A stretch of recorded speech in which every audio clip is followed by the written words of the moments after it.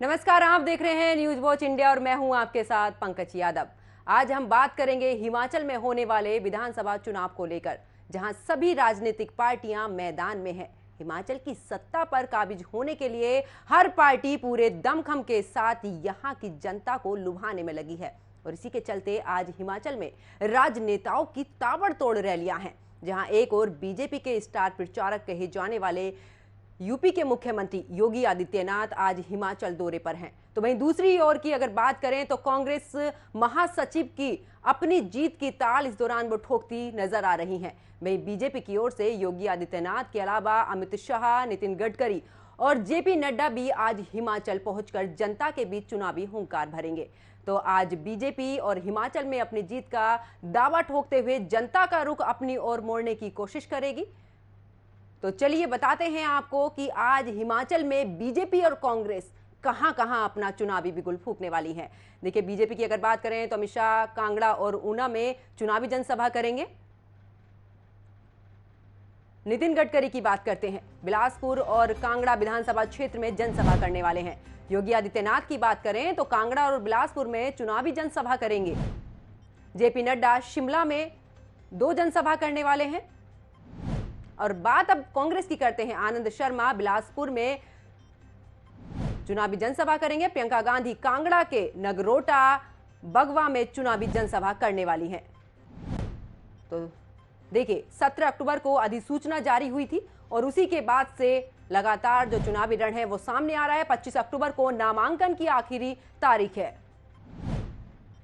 27 अक्टूबर को नामांकन की जांच का आखिरी दिन था। 29 अक्टूबर को नाम वापसी का आखिरी दिन था।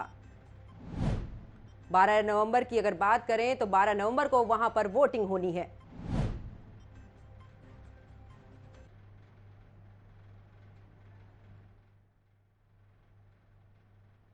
तो देखिए, कांग्रेस भी चुनावी मैदान में सामने है आकर और सत्ता पाने की हर मुमकिन कोशिश में है। वहीं चुनाव के इसी माहौल में चुनाव आयोग ने भी चुनाव की जो तारीख थी उनका ऐलान कर दिया था। तो हिमाचल की अगर हम आज बात करें तो हिमाचल में ताबड़तोड़ रैलियां हैं।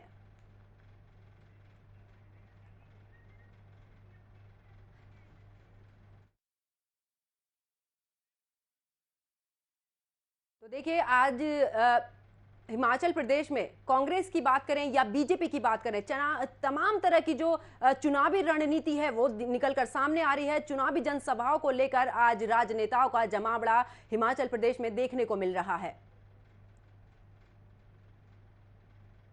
और सबसे तो अहम बात यह है कि देखिए, जहां पर हिमाचल में बीजेपी का कब्जा है तो वहीं कांग्रेस ये कहने से बिल्कुल भी नहीं कतरा रही है कि इस बार बीजेपी का सूपड़ा साफ होने वाला है। यानी कि साफ तौर पर यह भी कहा जा रहा है कि कांग्रेस इस बार हिमाचल में अपनी सरकार बनाएगी।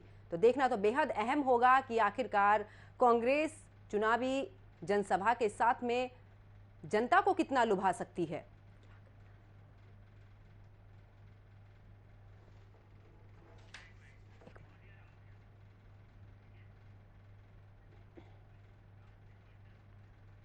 तो देखिए, हिमाचल में बीजेपी की जीत के लिए उनके कई प्रचारक भी कोई कोर कसर नहीं छोड़ रहे हैं। वहीं कांग्रेस की अगर बात करें तो चुनावी मैदान में सामने आकर सत्ता पाने की हर मुमकिन कोशिश की जा रही है। वहीं चुनाव के इसी माहौल में चुनाव आयोग ने भी तारीखों का ऐलान कर दिया था और उसी के तहत आज बीजेपी की बात करें या फिर हम कांग्रेस की बात करें तो काफी बड़े दिग्गज नेता वहां पर पहुंच चुके हैं और जो रैलियां हैं वो शुरू होने वाली हैं। बात अगर हम प्रियंका गांधी की करें तो प्रियंका गांधी आज बड़ी चुनावी जनसभा को संबोधित करने वाली। साथ ही आपको यह भी बता दें कि कांग्रेस की तरफ से तबाह वादे किए जाने वाले हैं।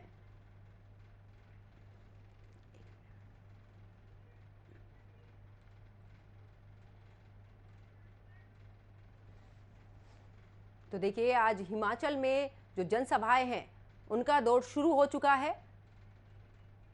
12 नवंबर को मतदान होना है और उसी को लेकर आज तमाम तरह की जो जनसभाएं हैं वो हर एक पार्टी की तरफ से की जा रही है।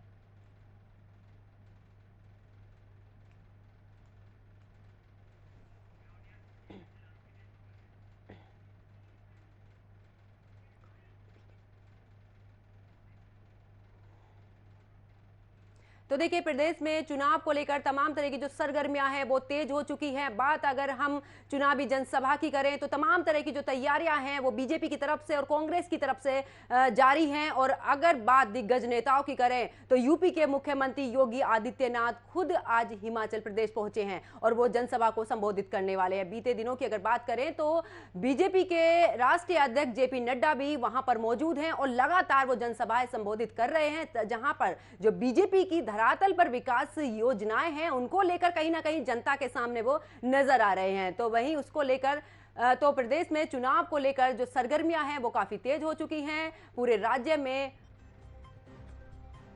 तो 7,881 मतदाता जो केंद्र हैं वो बनेंगे, 646 शहरी मतदान केंद्र बनेंगे, 7,235 ग्रामीण मतदान केंद्र बनेंगे,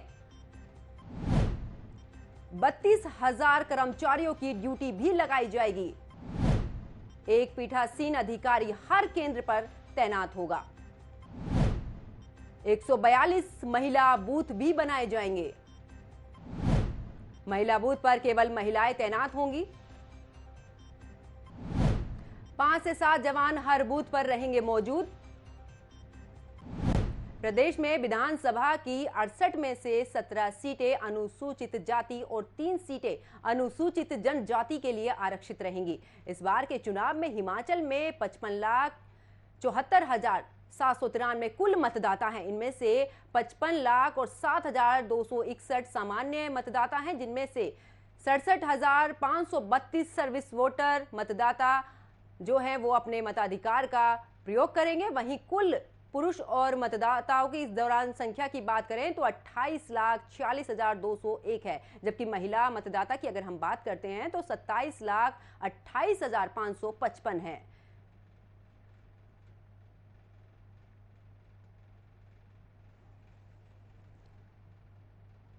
तो देखिए, हिमाचल प्रदेश में विधानसभा चुनाव का रण जीतने के लिए हर पार्टी पूरे दमखम में लगी है। अगर कांग्रेस और बीजेपी की बात करें और साथ ही आपको यह भी बता दें कि आम आदमी पार्टी को लेकर करें तो कहीं ना कहीं कांटे की टक्कर देखने को मिल रही है।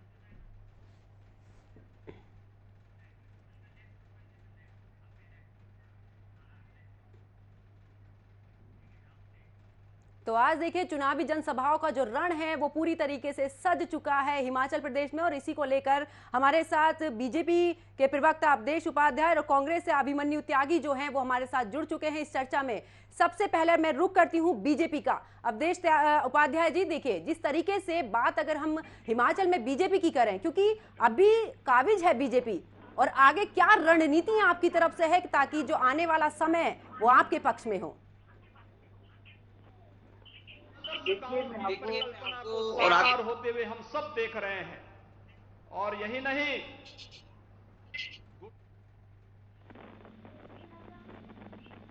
आवाज आ रही है क्या मेरी? बिल्कुल, आपकी आवाज आ पा रही है। आप जी, तो देखिए, आपको राज्य दर्शकों को स्पष्ट कर दूं जी कि हिमाचल प्रदेश में आदरणीय प्रधानमंत्री श्री नरेंद्र मोदी जी के नेतृत्व में भारतीय जनता पार्टी की डबल इंजन की सरकार भारी बहुमत से बनने जा रही है।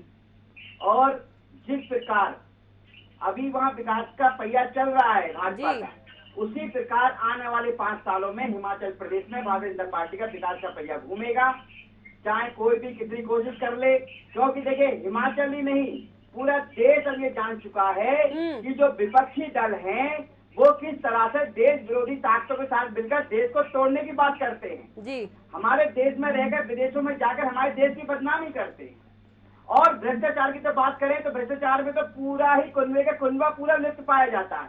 जी, दिल्ली की नई नवेली जो अभी है, उसे दुल्हन कह सकते हैं, नई नवेली पार्टी है, जी, ठीक है, वो देखिए आप बाहर जाके भ्रष्टाचार मुक्त की बात करती है और दिल्ली में अपने ही नेताओं को भ्रष्टाचार में संरक्षण देती हैं। उनके मंत्री भ्रष्टाचार के आरोप में जेल में हैं। एक शिक्षा मंत्री जो है शराब माफियाओं के साथ मिलकर शराब नीति का दुरुपयोग करते हैं। और दूसरी जो पार्टी है जो कहती है हम भ्रष्टाचार मिटाएंगे, वो उनके आधे से ज्यादा कुनबा तो बेल पर घूम रहा है बाहर भ्रष्टाचार के आरोप में।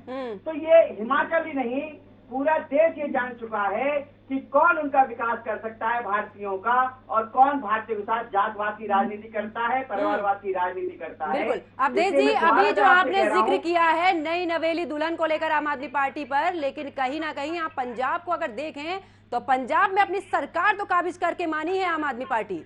देखिए, पंजाब की मैं मानता हूँ। देखो, पंजाब में यदि हम देखो उस समय 5 राज्यों में चुनाव थे जी, 5 में 4 में क्या हुआ आम आदमी पार्टी का जी। यदि इतनी अच्छी थी तो भाई उत्तराखंड में भी जीतते, उत्तर प्रदेश में भी जीतना चाहिए था, जहाँ जमानत जब्त हो गई।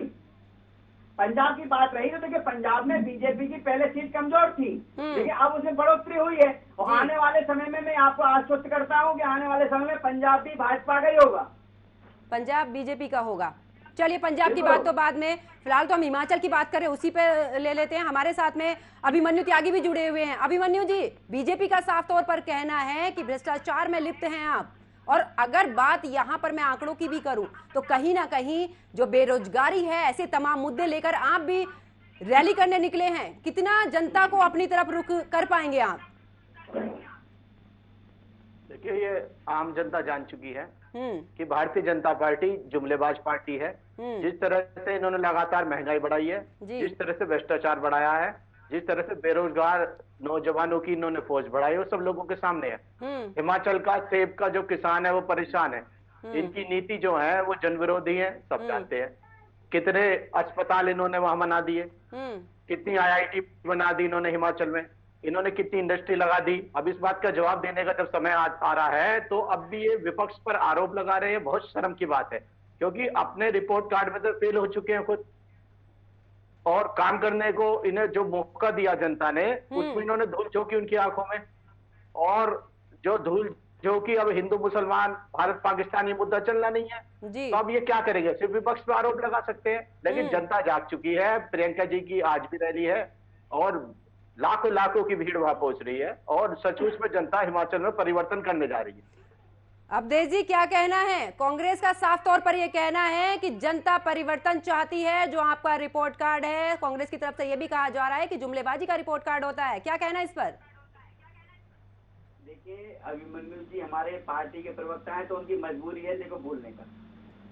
मैं बताऊं आपको, ये तो कांग्रेस पार्टी इस समय केवल आरोप प्रत्यारोप की राजनीति करने में माहिर हो चुकी है, कांग्रेस हो या आम आदमी पार्टी हो, क्योंकि हिमाचल प्रदेश हो, गुजरात हो, उत्तर प्रदेश हो, कोई भी राज्य हो, पूरे देश में इस समय भारतीय जनता पार्टी की जो लोकप्रियता बढ़ रही है, उस लोकप्रियता के कारण ये जो विपक्षी दल हैं, जो ठग जिन्हें कहते हैं, जिन्होंने केवल ठगने का काम किया है देश को, कांग्रेस पार्टी ने अपने कार्यकाल में केवल देश को ठगा है, लूटा है।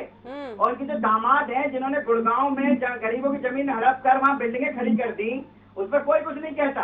भ्रष्टाचार के आरोप में कांग्रेस के नेता गांधी परिवार के लोग बाहर घूम रहे हैं, रेलगाड़ी पर घूम रहे हैं, रेलगाड़ी है वो बात कर रहे हैं यहाँ पर। देखिए, मैं कुछ नहीं कहूंगा इस बारे में, मैं यही कहूंगा देश की जनता बखूबी जानती है कौन जात पात की राजनीति करता था पहले, कौन परिवारवाद की राजनीति करता था, और कौन आज की तारीख में सबका साथ, सबका विकास, सबको विश्वास में लेकर चल रहा है। ये देश की जनता बखूबी जानती है, और ये रिजल्ट आपको दिखाई देगा इसमें, हिमाचल प्रदेश में और गुजरात में, दोनों जगह दिखाई देगा। जी, क्या कहना अभिमन्यु त्यागी जी आपका? देखिए, हिमाचल की जो सबसे बड़ी मुद्दा है वो पलायन का है। जो नौजवान है उन्हें मजबूरी में आना पड़ता है, दिल्ली, मेट्रो सिटी, गुड़गांव, बेंगलोर, पुणे ऐसी सिटी में आना पड़ता है। वहाँ रोजगार भारतीय जनता पार्टी ने बिल्कुल नष्ट कर दिया है, खत्म कर दिया है। कुटीर उद्योग चौपट कर दिए हैं। महंगाई लगातार बढ़ रही है। सब लोगों को पता है कि सिलेंडर हो, चाहे पेट्रोल हो, चाहे डीजल हो, चाहे बिजली हो, चाहे बच्चों की स्कूल की फीस हो, आम जन जो है वो परेशान है। उनकी जेब में हाथ डालता है, देखता है कि जेब खाली हो चुकी है। तो ये जो भारतीय जनता पार्टी की जो पॉलिसीज है जनता के लिए, वो फेवरेबल नहीं है, जानते हैं। सिर्फ चंद 2-4 जो कॉर्पोरेट हैं उनके हित में ये काम करते हैं। बाकी जो छोटा दुकानदार है उसके भी ये लोग विरोधी है। इन्होंने किस तरह से प्लांट वे में लूट मचाई है पूरे देश भर में, वो सब लोगों के सामने आ चुका है कि एक तरफ तो पूरा देश भुखमरी के कगार में पहुंच रहा है, एक तरफ चंद पूंजीपति वो रईस होते चले जा रहे हैं। इनके पास कहीं कोई योजना नहीं है। अगर कोई योजना है तो ये अग्निवीर लेकर आते हैं। आप बताइए, आप पक्की नौकरी कब देंगे? चलिए आप बताइए कि आप नौजवानों को अभिमन्यु जी, आज प्रियंका गांधी भी हिमाचल दौरे पर हैं, तमाम तरह के वादे करने वाली हैं, तो कांग्रेस की तरफ से आपके क्या वादे रहने वाले? हिमाचल की जनता अगर विकास की राह पे जाएगी तो? देखिए, कांग्रेस पार्टी ने मैनिफेस्टो में लिखा है कि जो 300 यूनिट बिजली तक हम देंगे, 1500 रुपए जो महिलाएं हैं 18 से 60 साल उम्र तक की, उनको हम देंगे जी। और इसके अलावा पक्की सड़कें देंगे। हर असेंबली में 4 सीबीएसई स्कूल देंगे। जो गोबर है वो 2 रुपए किलो के हिसाब से गोबर की खरीद होगी। इस तरीके की जनहित की बहुत तमाम योजनाएं हैं। चाहे नौकरी को बढ़ावा देने की है, जो भी जनहित की योजना है। अब तो ये जनता के पाले में गेंद है। जनता खुद तय करेगी कि वो अपना भला बुरा क्या चाहती है, और जनता ही जनार्दन है। जनता पर विश्वास है कांग्रेस पार्टी को, और जरूर जनता अब की बार चेंज लाने जा रही है हिमाचल प्रदेश। यानी कि जनता ने पूरा मन बना लिया है कि वो परिवर्तन चाहती है। अवधेश जी, जिस तरीके से कहा जा रहा है कि तमाम तरह की जो सुविधाएं हैं वो हम जनता को देंगे अगर हमारी सरकार वहां बनती है, तो आपके विकास के जिस तरीके से दावे किए गए थे, और अभी भी अगर हम बात करें तो तमाम तरह के दावे किए जाते हैं कि हिमाचल में विकास हुआ है, तो फिर इस पर क्या कहना? देखिए, अभिमन्यु जी ने एक बात कही, परिवर्तन चाहती है जनता। तो देखो, परिवर्तन तो हो चुका है। पहले जो सरकारें थी हमारे देश में, जो परिवारवाद की और जातवाद की राजनीति करती थी, तुष्टीकरण की राजनीति ओढ़कर जो अपनी पहनावा पहनती थी, लोगों को पहनाती थी, वो राजनीति अब खत्म हो चुकी है। अब राजनीति है विकासवाद की। जो विकासवाद की राजनीति भारतीय जनता पार्टी कर रही है देश में। देश की जनता का प्रेम मोदी जी के प्रति है। अगर इनके प्रति होता तो ये बताइए, इनके जो कांग्रेस के नेता है वो आपस में छोड़ के जा रहे हैं। इनका कुनबा तो आपस में बिखरा हुआ है। अगर कोई 4 बंदे गाने देने के लिए नहीं है। अभिमन्यु जी की बात करते हैं, कौन से परिवर्तन की बात करते हैं? एक बात बताइए, राजस्थान में इनकी सरकार है, छत्तीसगढ़ में इनकी सरकार है, भाई वहां पे कितना विकास कर दिया, कितने लोगों को नौकरी दी है? वहां के सारे डीएम कलेक्टर बना दिए, सब आईएएस पीसीएस बन गए। वहां पर क्या, वहां कितने गरीबों को आप अन्न दे रहे हैं, उन्हें राशन दे रहे हैं, बताइए। बल्कि वहां अपराधों की संख्या बढ़ रही है। रोज आए दिन आप सुनेंगे राजस्थान में कि सरपंच से जुदा की धमकी मिल गई, कि उसको मार दिया गया। लेकिन वहां का प्रशासन चुप बैठा रहता है। प्रशासन के सामने अपराध होते हैं, उन पर कोई घटना नहीं होती, उन पर कोई कार्रवाई नहीं होती उन पर। अवधेश जी, जिस तरीके से आप जो बात बोल रहे हैं कि अपराध चरम सीमा पर है, वो तो बीजेपी जहां पर है वहां पर भी चरम सीमा पर देखने को मिलता है। अपराध तो फिर भी हो रहा है। राज्य की बात कर रहे हैं आप, मुझे एक राज्य का नाम बता दीजिए बीजेपी का जहां अपराधी खुलेआम घूम रहा हो, अपराध करने के बाद अपराधी पर कार्रवाई नहीं होती हो। मुझे एक राज्य का नाम बता दीजिए जहां भाजपा है। लेकिन कांग्रेस शासित राज्य आप देख लीजिए, छत्तीसगढ़ में अभी पीछे कन्हैया कुमार को गला रेत कर मार दिया गया सरेआम। क्या हुआ उसमें? जब कन्हैया कुमार ने पहले से अपनी एप्लीकेशन दे रखी थी प्रशासन को, प्रशासन ने कुछ नहीं किया। उसके बाद एक लड़की और है वहां पर, उसको भी सरपंच से जुदा की धमकी मिली, बीजेपी में, बीजेपी की कार्यकर्ता है, उस पर कोई कार्रवाई नहीं की। जी अभिमन्यु जी, तमाम तरह के एलिगेशन लग रहे हैं कांग्रेस पर कि जहां पर कांग्रेस काबिज है वहां पर जो अपराध है वो चरम सीमा पर है। एनसीआरबी की रिपोर्ट निकाल के देख लीजिए आप, मैं झूठ बोल रहा हूं तो। अपराध हर राज्य में होते हैं, लेकिन उस पर कार्रवाई किस तरह से होती है, मुद्दा ये है। उत्तर प्रदेश में लखीमपुर खीरी की हिंसा हुई, इनके केंद्रीय राज्य मंत्री के बेटे ने किसानों का नरसंहार करा। जब विपक्ष के नेता पीड़ित परिजनों से मिलने की कोशिश करने लगे तो इन लोगों ने उनको रोका और जेल में डाल दिया। प्रियंका गांधी जी को 72 घंटे इन लोगों ने जेल में डाला। बिल्किस बानो के बलात्कारियों क्या इन लोगों ने, इनके पार्टी से जुड़े हुए नौजवानों ने स्वागत करा, ढोल बजाए, फूलमाला पहनाई और मिठाई बांटी। इंस्पेक्टर सुबोध की हत्या बुलंदशहर में हुई। जब उनके हत्यारोपी रिहा हुए तो उनके गले में फूलमाला पहनाई गई। हाथरस में घटना घटी, एक दलित समाज की बेटी का बलात्कार हुआ, वहां पुलिस ने, सरकार ने पुलिस द्वारा रात में अंतिम संस्कार करा दिया। देखिए, बात है नियत की। अपराध जो घटना है वो अपराधी करेगा, लेकिन उसके बाद आप किस तरीके की कार्रवाई कर रहे हैं, क्या नियत है आपकी? आप विपक्ष के नेताओं को क्यों नहीं मिलने देते? कांग्रेस पार्टी की जहां भी सरकार है वहां विपक्ष खूब जा सकता है, जहां भी कहीं भी हिंसा हुई हो, कहीं भी अपराध हुआ हो। लेकिन जिस तरह से इनकी जहां भी सरकारें हैं वहां ऐसी स्थिति बनी रहती है जैसे आपातकाल लगा हुआ हो, विपक्ष के नेताओं को दबाने का काम करते हैं, विपक्ष के नेताओं को अभिमन्यु जी, अब बाकी के स्टेट्स की तो हम क्या ही बात करेंगे, फिलहाल तो हम हिमाचल पर हैं। बात अगर हम राहुल गांधी जिस तरीके से भारत जोड़ो यात्रा निकाल रहे हैं, उसका कितना असर हिमाचल पर देखने को मिलेगा? देखिए, आपने बहुत अच्छा सवाल करा, पहले तो इसके लिए धन्यवाद।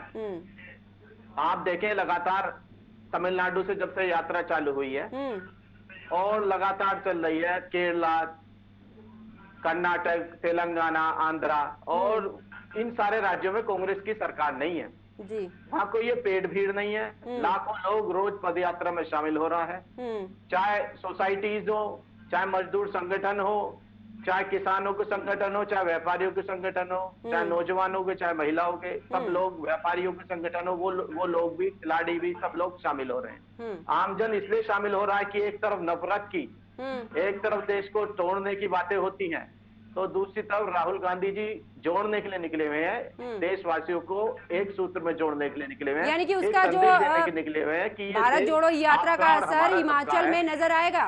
निश्चित ही हिमाचल में भी और गुजरात में भी कांग्रेस पार्टी की सरकार बनने जा रही है, और 2024 में लोकसभा में भी कांग्रेस पार्टी की सरकार निश्चित तौर पर बनेगी।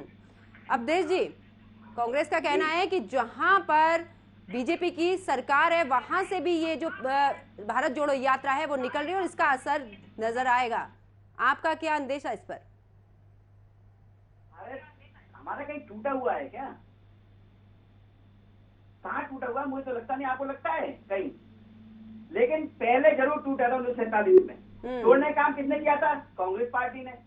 जो जिसके व्यक्ति के घर के परिवार के लोगों ने देश का बंटवारा कर दिया, देश को तोड़ दिया, आज वो देश जोड़ने की बात कर रहे हैं। अरे देश जोड़ना है तो ये पाकिस्तान में जाकर जोड़ो ना, हमारे देश में जरूरत क्या है जोड़ने की? लगता है वोट से विश्वविद्यालय के छात्र हैं। अब देखिए, ऐसा है, इनको जो है, इनको कोई इनके पास में मुद्दा नहीं है, सच्चाई तो ये है। देखिए, इनके आधे से ज्यादा लोग, जब ऐसी बातें कांग्रेस पार्टी के आधे से ज्यादा लोग अच्छी चीजें पढ़े, इतिहास के ज्ञान रखे, आरोप में जनता ने इनको नकार दिया है, जनता स्वीकार नहीं कर रही है। अभी बात बताइए, ऐसे व्यक्ति को कौन स्वीकार करेगा जिसके घर का दामाद जमीन हड़प कर बिल्डिंग खड़ी कर दे? जिनके घर के लोग तो आप सरकार है, कौन कार्रवाई कर दी अगर कोई पसंद नहीं करेगा। और यही कारण है, मैंने पहले बताया था आपको, पहले जो सरकारें थी हमारे देश में वो केवल परिवारवाद, जातिवाद, तुष्टीकरण की राजनीति ओढ़कर राजनीति करती। अरे अपना परिवारवाद बता दीजिए। राजनाथ सिंह के बेटे, देश में एक राष्ट्रवादी सरकार है, अमित शाह जी के बेटे, कल्याण सिंह जी के बेटे पोते, ज्योतिरादित्य सिंधिया कौन है, आप बता दीजिए जरा। और विकासवाद की राजनीति जब हमारे देश में आई है, बता दीजिए जरा। परिवारवाद, जातिवाद, संजय सिंह कौन है? राजेश संजय सिंह आप बता दीजिए जरा। रीता बहुगुणा जोशी कौन है जो उसका विकास कर सके, उनके परिवारवाद नहीं है, कर सके, वो भारतीय जनता पार्टी करेगी। वसुंधरा राजे कौन है? अरे आप एक तरफा क्यों बातें करते हैं? क्या परिवारवाद बताइए? परिवारवाद नहीं है क्या? वसुंधरा राजे, ज्योतिरादित्य सिंधिया परिवारवाद नहीं है, रीता बहुगुणा जोशी परिवारवाद नहीं है।